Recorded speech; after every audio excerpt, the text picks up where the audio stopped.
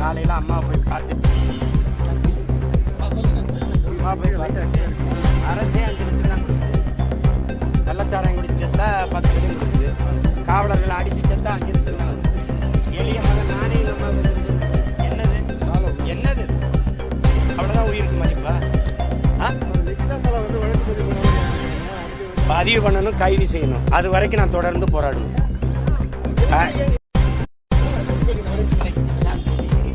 காலையில் அம்மா போய் பார்த்துட்டு அரசே 5 லட்சம் தான் கொடுக்குது.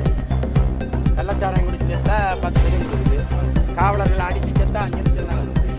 எளிய மகன் நானே நம்ம என்னது என்னது அவ்வளோதான் உயிருக்கு மதிப்பா? பதிவு பண்ணணும், கைது செய்யணும். அது வரைக்கும் நான் தொடர்ந்து போராடுவேன்.